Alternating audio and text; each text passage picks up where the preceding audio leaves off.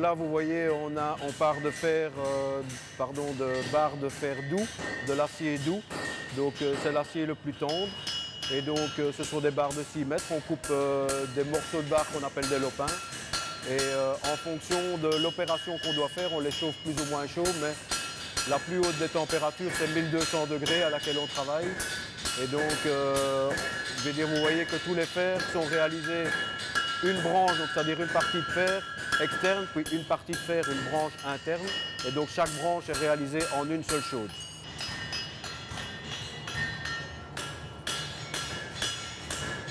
Donc on va forger un fer postérieur pour cheval, je vais dire qui forge, et donc il vient s'attraper le pied antérieur. Et donc la pince sera tronquée devant. Et donc le fer sera rainé, d'où la nécessité de travailler à 2 marteaux, ici dans la méthode de forge de l'école. Il est possible de rainer un marteau, mais ça on voit un petit peu plus tard.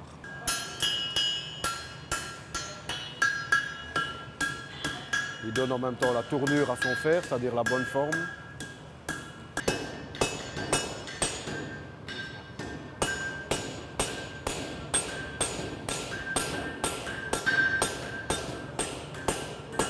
On va vous faire la démonstration d'une forge à 2 marteaux. C'est la forge traditionnelle ici en Belgique. Donc c'est ce que les élèves apprennent en premier lieu. Et puis quand ils savent forger à 2 marteaux, on vient sur des fers, je veux dire forger à un marteau. Mais ça fait vraiment partie de notre tradition et de notre culture maréchale ici en Belgique.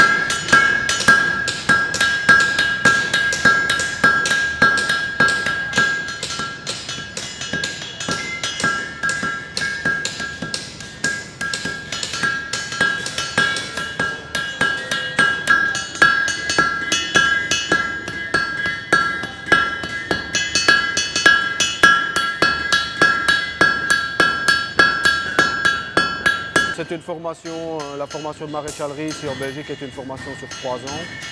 Et donc les élèves sont 3 jours par semaine ici à l'école et pour le reste de la semaine, ils ont des stages chez un patron. Et donc le gros du travail au début, c'est énormément de forge. Et puis à partir de la deuxième, ils commencent à travailler ici à l'école en dessous des chevaux. Et donc évidemment un petit peu en deuxième et beaucoup plus en troisième puisque leur examen de sortie, c'est le ferrage d'un cheval. Et donc entre-temps, ils doivent s'exercer sur toute la réalisation et donc la forge des fers, d'abord des fers classiques et ensuite de différents fers orthopédiques.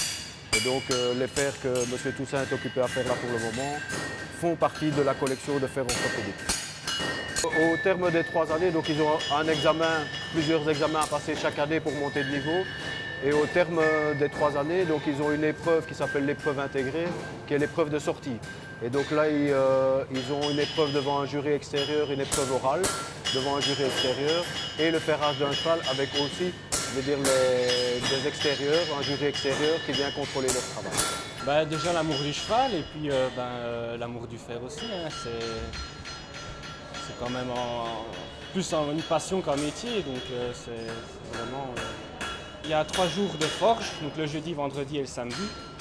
Et à partir de la 2e année, on a, je ne sais plus exactement le nombre d'heures de stage à faire, et donc on peut effectuer sur les 3 jours de la semaine restante, quoi. Donc c'est un peu une formation aussi avec des vrais maréchaux ferrants déjà diplômés qu'on va suivre et apprendre notre métier aussi. Hein. Donc on voit toute l'anatomie du cheval, du pied, les différentes pathologies. Et donc il y a aussi la théorie sur les fers. Hein. En 3e, on a 25 fers à faire, différents, donc pour différents types de pieds, pathologies, etc. Et puis on a les cours de forge où on apprend à forger ces fers-là. Voilà. Je suis en dernière année, donc en 3e année de maréchalerie. Et il me reste quelques mois et bon, en fin d'année, je vais essayer de me mettre à mon compte et tout doucement avoir des clients et commencer à les faire chez les gens, quoi.